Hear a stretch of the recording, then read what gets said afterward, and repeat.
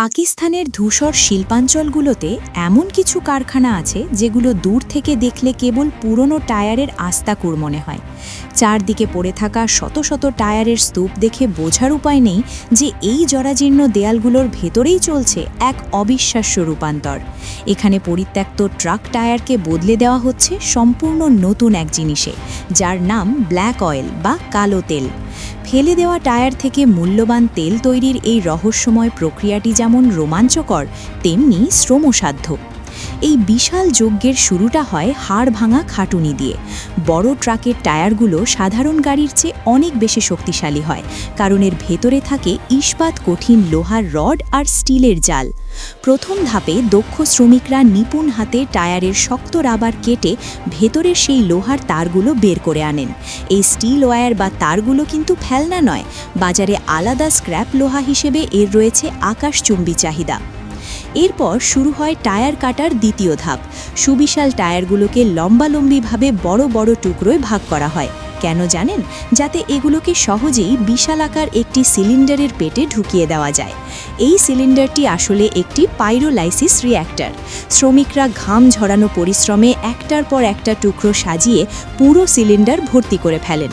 কয়েক ton tyre ভেতরে সাজাতে অনেক সময় পুরো দিন পার হয়ে যায়। এরপর এর মুখ এমনভাবে বন্ধ করা হয় যেন এক ফোঁটা বাতাসও ভেতরে ঢুকতে না পারে। চেম্বার সিল করার পর শুরু হয় আগুনের খেলা। সিলিন্ডারের নিচে কাঠ বা জ্বালানি দিয়ে তোলা হয় তীব্র তাপ। সাধারণত ৩৫০ থেকে ৫৫০ ডিগ্রি সেলসিয়াস তাপমাত্রায় এই বিশাল যন্ত্রটি অনবরত ঘুরতে থাকে। উদ্দেশ্য একটাই, অক্সিজেনবিহীন পরিবেশে টায়ারগুলোকে প্রচণ্ড উত্তাপে বাষ্পে পরিণত করা। প্রায় ৮ থেকে ১০ ঘন্টা ধরে চলে এই নিরবিচ্ছিন্ন দহন। আগুনের তাপে যখন টায়ারের রাবার রাসায়নিকভাবে ভেঙে যায়, তখন সেখান থেকে নির্গত হয় তীব্র গন্ধযুক্ত ঘন ধোঁয়া। এই বাষ্পকে বিশেষ পাইপলাইনের মাধ্যমে কন্ডেন্সারে নিয়ে যাওয়া হয় এবং শীতল করার মাধ্যমে তরল তেলে রূপান্তর করা হয়। আর এভাবেই জন্ম নেয় সেই রহস্যময় ব্ল্যাক অয়েল। ড্রাম ভর্তি ঘন কুচকুচে কালো এই তেল কারখানার বড় ট্যাঙ্কে জমা করা হয় বিক্রির উদ্দেশ্যে। পুরো প্রক্রিয়া শেষে যখন সিলিন্ডার ঠান্ডা করা হয়, তখন ভেতরে পড়ে থাকে আরও দুটি মূল্যবান সম্পদ। একটি হলো কয়লার গুঁড়োর মতো দেখতে কার্বন ব্ল্যাক, যা ফটোকপি মেশিনের কালি বা প্লাস্টিক শিল্পের কাঁচামাল, আর অন্যটি হলো অক্ষত থাকা স্টিল বেল্ট, যা চলে যায় লোহা তৈরির বড় বড় কারখানায়। এই কালো তেল আপনি হয়তো সরাসরি গাড়ির ইঞ্জিনে ঢালতে পারবেন না, কিন্তু বড় বড় পাওয়ার প্ল্যান্ট বা শিল্প কারখানার বিশাল বয়লার চালাতে এটি এক অপ্রতিদ্বন্দ্বী জ্বালানি।